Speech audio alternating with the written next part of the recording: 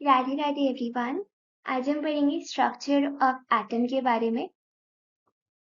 तो हमारी जो बॉडी होती है, हमारी जो सेल्स होते हैं, वो बहुत सारे एलिमेंट से मिलके बने होते हैं।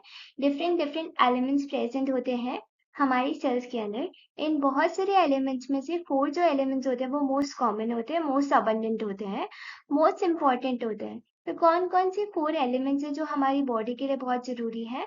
उनके नाम है कार्बन, हाइड्रोजन, नाइट्रोजन और ऑक्सीजन।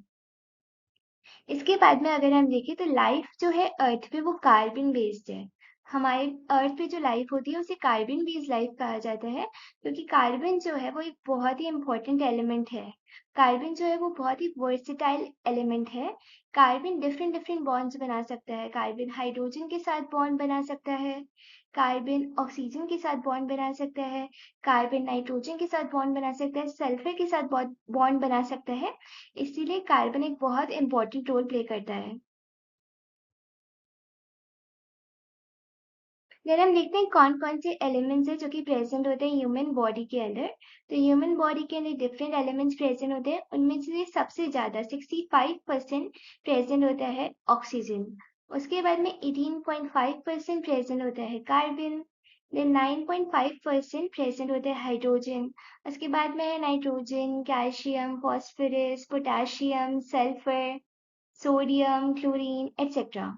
इसके बाद में कुछ ट्रेस एलिमेंट्स भी होते हैं। ट्रेस एलिमेंट्स ऐसे एलिमेंट्स होते हैं जो कि बहुत कम अमाउंट में प्रेजेंट होते हैं। इनका जो परसेंटेज है वो सिर्फ 0.1% है। अब हम देखते हैं एटम के बारे में। तो हमें पता है एटम जो है वो स्मॉलेस्ट यूनिट होती है, और एटम जो है वो 3 टाइप्स ऑफ सब एटॉमिक पार्टिकल्स से मिलकर बनता है, जो कि है प्रोटॉन्स, न्यूट्रॉन्स और इलेक्ट्रॉन्स। अगर हम इलेक्ट्रॉन्स को देखें तो वो नेगेटिवली चार्ज पार्टिकल्स होते हैं, सब एटॉमिक पार्टिकल्स होते हैं जो कि ऑर्बिट करते रहते हैं अराउंड द न्यूक्लियस। देन अगर हम प्रोटॉन्स की बात करें तो उनपे पॉजिटिव चार्ज प्रेजेंट होता है जो कि न्यूक्लियस में पाया जाता है। न्यूट्रॉन्स जो होते हैं वो न्यूट्रल होते हैं, उनमें कोई चार्ज नहीं होता है और वो भी न्यूक्लियस में पाए जाते हैं।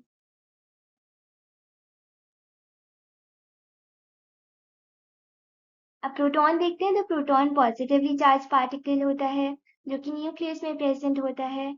और जो प्रोटॉन होता है वो एटॉमिक नंबर के लिए रिस्पॉन्सिबल होता है।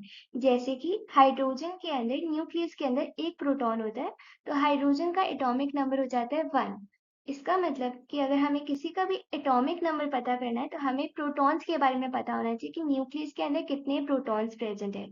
इसी वजह से एटॉमिक नंबर डिटरमिन करता है आइडेंटिटी ऑफ एलिमेंट, आइडेंटिटी के लिए रिस्पॉन्सिबल होता है। देन हमें पता है न्यूट्रॉन्स जो होते हैं वो अनचार्ज पार्टिकल्स होते हैं, वो न्यूट्रल होते हैं, न्यूक्लियस में प्रेजेंट होते हैं, और न्यूट्रॉन्स का नंबर वेरी कर सकता है। न्यूक्लियस के अंदर न्यूट्रॉन्स का नंबर वेरी कर सकता है। तो एक ही एलिमेंट के अंदर डिफरेंट डिफरेंट न्यूट्रॉन्स प्रेजेंट हो सकते हैं। इस वजह से हमें डिफरेंट डिफरेंट आइसोटोप्स देखने को मिलते हैं और एटॉमिक वेट में डिफरेंस देखने को मिलता है। देन इलेक्ट्रॉन्स जो होते हैं वो नेगेटिवली चार्ज पार्टिकल्स होते हैं जो कि ऑर्बिट करते रहते हैं न्यूक्लियस के अंदर, न्यूक्लियस के चारों तरफ। तो इलेक्ट्रॉन्स ऑर्बिट करते रहते हैं शेल्स के अंदर। देन जो इलेक्ट्रॉन्स होते हैं आउटरमोस्ट शेल के अंदर, आउटरमोस्ट शेल के अंदर जो इलेक्ट्रॉन्स होते हैं वो बहुत इंपॉर्टेंट होते हैं। वो केमिकल प्रॉपर्टीज के लिए रिस्पॉन्सिबल होते हैं। किसी भी एटम की केमिकल प्रॉपर्टीज के लिए जो आउटरमोस्ट शेल के इलेक्ट्रॉन्स होते हैं वो बहुत इंपॉर्टेंट रोल प्ले करते हैं। इसके साथ साथ दूसरे एटम्स के साथ इंटरेक्शन में भी इलेक्ट्रॉन्स बहुत इंपॉर्टेंट रोल प्ले करते हैं। देन हम देखते हैं मास क्या है, चार्ज क्या है इन सब एटॉमिक पार्टिकल्स का। तो अगर हम देखें तो प्रोटॉन और न्यूट्रॉन का मास लगभग बराबर होता है, जो कि है 1.67 इंटू 10⁻⁻27 kg। प्रोटॉन और न्यूट्रॉन का मास लगभग बराबर होता है 1.67 इंटू 10⁻⁻27 kg। इलेक्ट्रॉन का मास कंपैरेटिवली बहुत कम होता है प्रोटॉन और न्यूट्रॉन से। इलेक्ट्रॉन का मास होता है 9.1 इंटू 10⁻31 kg। तो हम ऐसा कह सकते हैं कि लगभग 1840 इलेक्ट्रॉन्स, 840 इलेक्ट्रॉन्स एक प्रोटॉन के बराबर होते हैं। इलेक्ट्रॉन्स का मास इतना कम होता है। अब अगर हम चार्ज देखें तो न्यूट्रॉन्स के ऊपर कोई चार्ज नहीं होता है। न्यूट्रॉन्स पे कोई चार्ज नहीं होता है। प्रोटॉन पे पॉजिटिव चार्ज होता है, +1 चार्ज। इलेक्ट्रॉन्स पे नेगेटिव चार्ज होता है। अब हम सबको पता है कि न्यूक्लियस के चारों तरफ शेल्स प्रेजेंट होते हैं। तो अलग अलग नंबर होते हैं, 1 2 3 4। और इन शेल्स के नाम भी होते हैं, K shell, L shell, M shell, N shell. इसके बाद में सब शेल्स प्रेजेंट होते हैं, जैसे कि एस सब शेल हो गया, एस और पी सब शेल हो गया, S P D, S P D F. और मैक्सिमम इलेक्ट्रॉन्स कितने हैं किसी भी शेल के अंदर, इसको निकालने का एक फॉर्मूला होता है जो कि है 2n²। 2n², जहाँ पे n का मतलब होता है शेल का नंबर क्या है। जैसे यहाँ पे शेल का नंबर है 1, तो 1 का स्क्वायर करेंगे तो 1 ही आएगा, और 2 से मल्टीप्लाई करेंगे तो 2 आ जाएगा। इसका मतलब कि मैक्सिमम इलेक्ट्रॉन्स हो गए 2।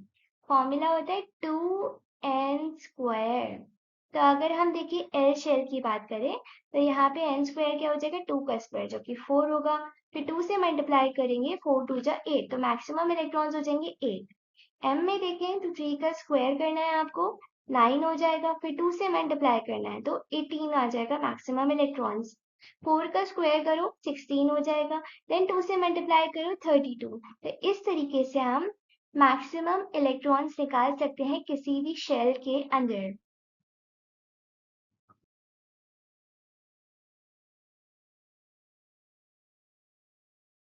Thanks for watching.